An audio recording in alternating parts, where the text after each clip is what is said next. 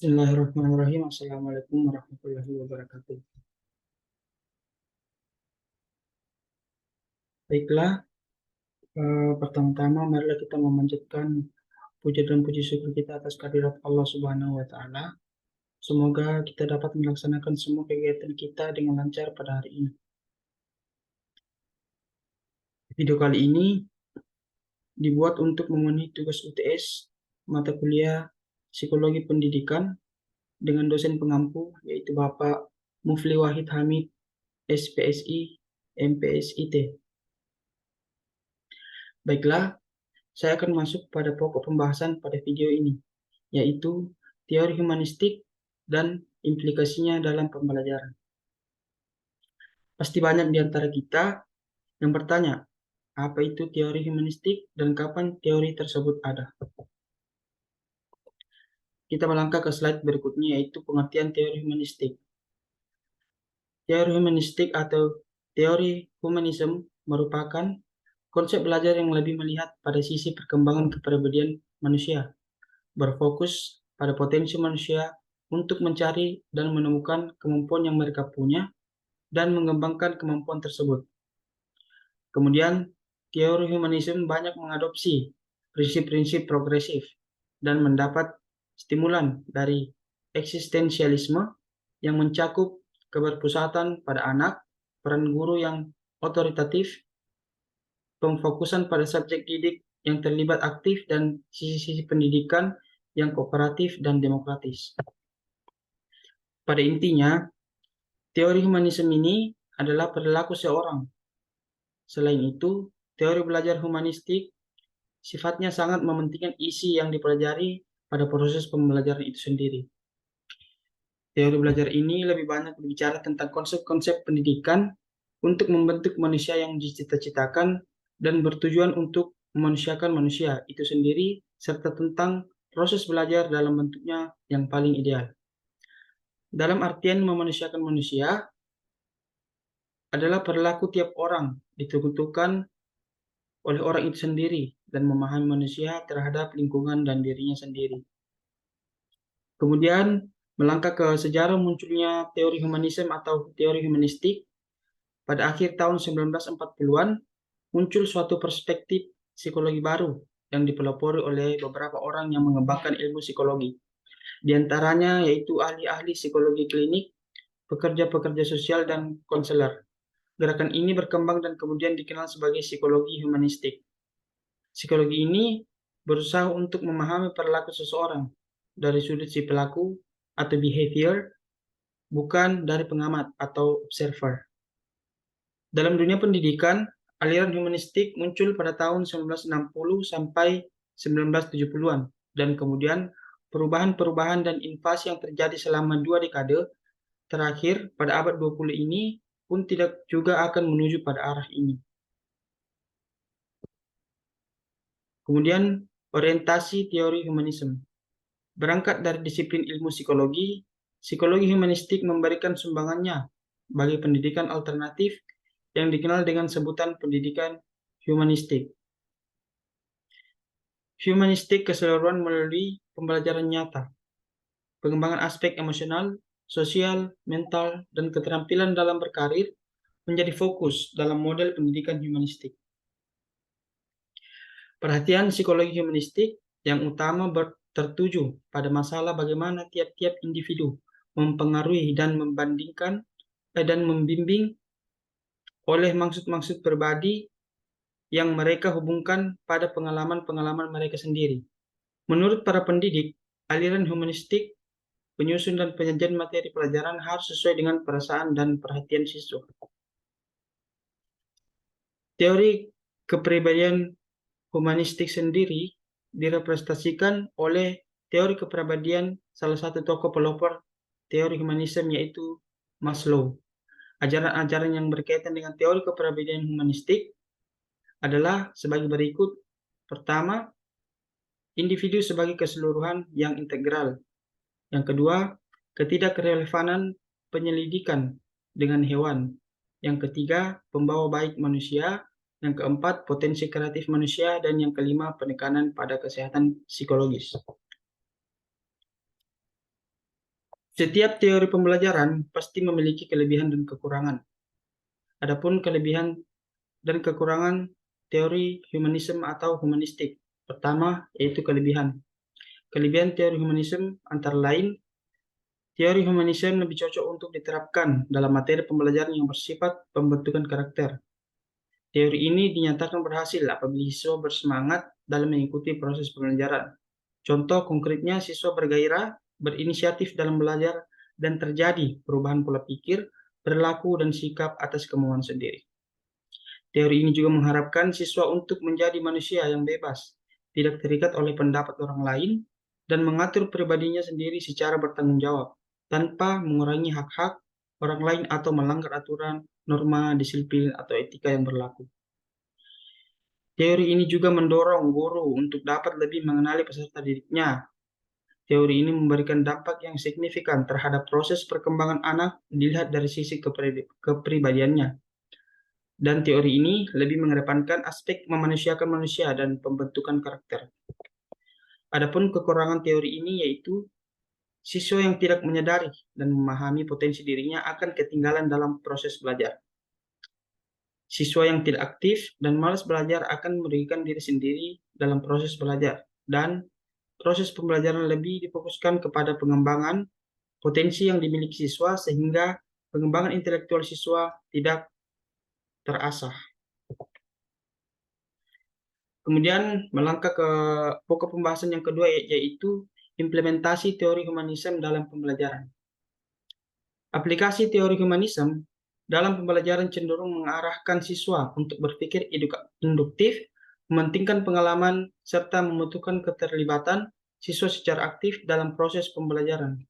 Adapun contoh langkah konkret yang bisa dijadikan bahan pertimbangan oleh guru adalah yang pertama, menentukan tujuan-tujuan pembelajaran.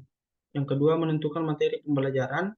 Yang ketiga, mengidentifikasi kemampuan awal siswa. Yang keempat, mengidentifikasi topik-topik pelajaran yang memungkinkan siswa secara aktif melibatkan diri dalam proses pembelajaran.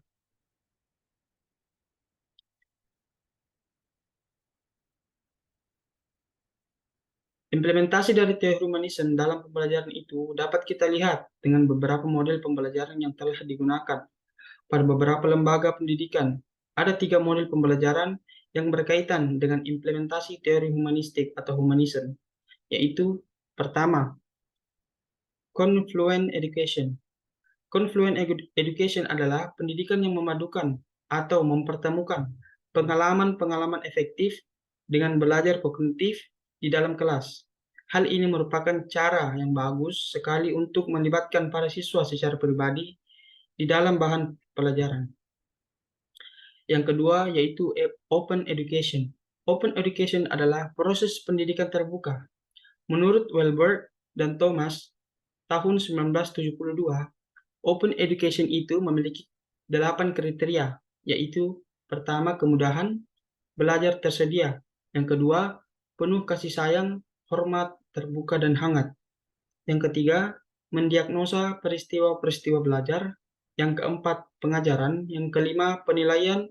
Yang keenam, mencari kesempatan untuk dan persepsi guru sendiri. Kemudian yang kedelapan, asumsi tentang para siswa dan proses belajar.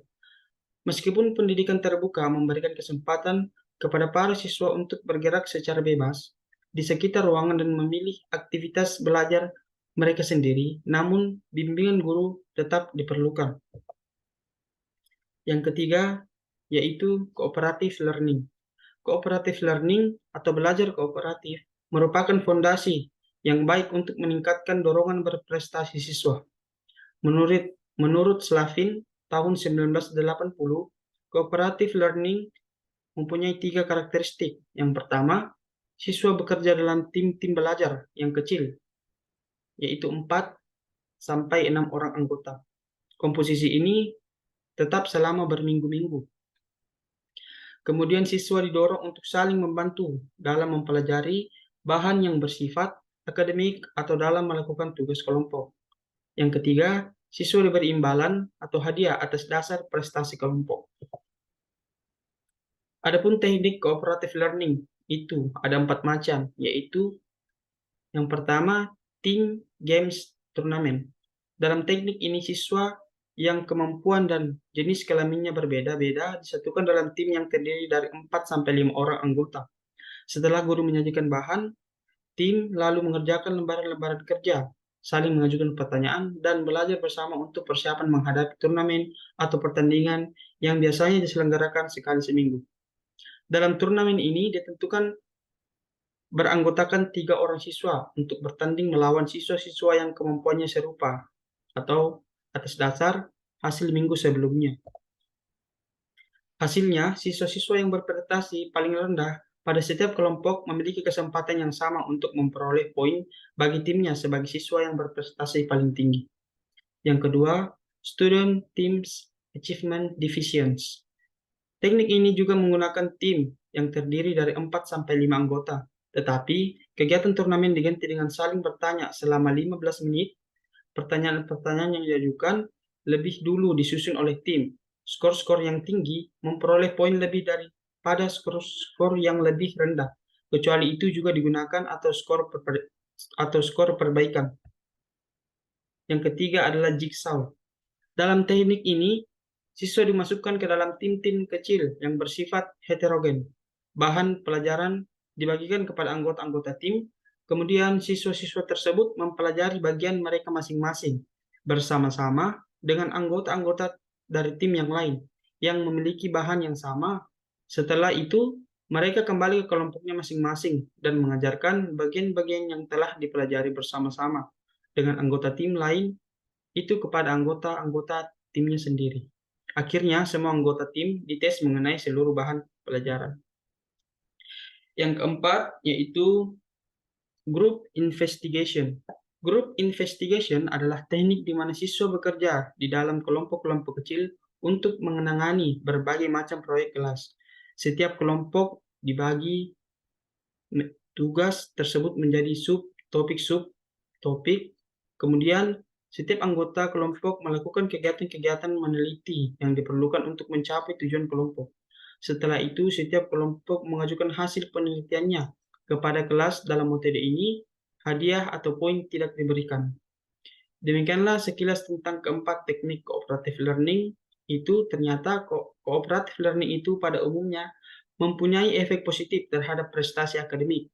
Keberhasilan cooperative learning bergantung pada kemampuan siswa berinteraksi dalam kelompok. Dari penjelasan singkat mengenai teori humanisme dan implementasinya dalam pembelajaran dapat disimpulkan, yaitu teori humanisme merupakan konsep belajar yang lebih melihat pada sisi perkembangan kepribadian manusia dan fokus pembahasannya menitikberatkan kepada perilaku seseorang. Kedua, tujuan pembelajaran teori humanisme adalah memanusiakan manusia, artinya perilaku tiap orang ditentukan oleh orang itu sendiri dan memahami manusia terhadap lingkungan dan dirinya sendiri. Sejarah munculnya teori humanisme dalam pendidikan berawal dari pengembangan teori humanistik pada ilmu psikologi yang muncul pada tahun 1940.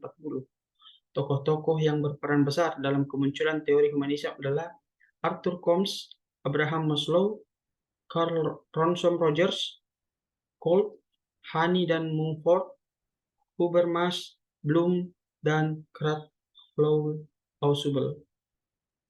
Orientasi teori humanisme, pengaktualisasian diri sesuai dengan petunjuk-petunjuk yang baik serta mampu mengembangkan potensi secara utuh sehingga dapat bermakna dan berfungsi bagi kehidupan dirinya dan lingkungannya. Yang keenam, kelebihan teori humanisme yaitu cocok digunakan untuk pembelajaran bersifat pembentukan karakter dan lain sebagainya. Sedangkan kekurangannya yaitu siswa yang tidak aktif dan malas belajar akan merugikan diri sendiri dalam proses belajar dan lain sebagainya. Yang ketujuh, implementasi teori humanisme dalam pembelajaran dapat dilihat dari model pembelajaran yang digunakan dalam beberapa lembaga pendidikan. Contoh konkret, model pembelajaran yang menjadi indikasi implementasi teori humanisme adalah pembelajaran yaitu Confluent Education, Open Education, dan Cooperative Learning. Sekian materi dari saya, kurang lebihnya mohon dimaafkan. Jika ada yang ingin bertanya, saya akan siapkan jawaban, bukan kepastian. Terima kasih. Wabillahi taufiq wal hidayah. Wassalamualaikum warahmatullahi wabarakatuh.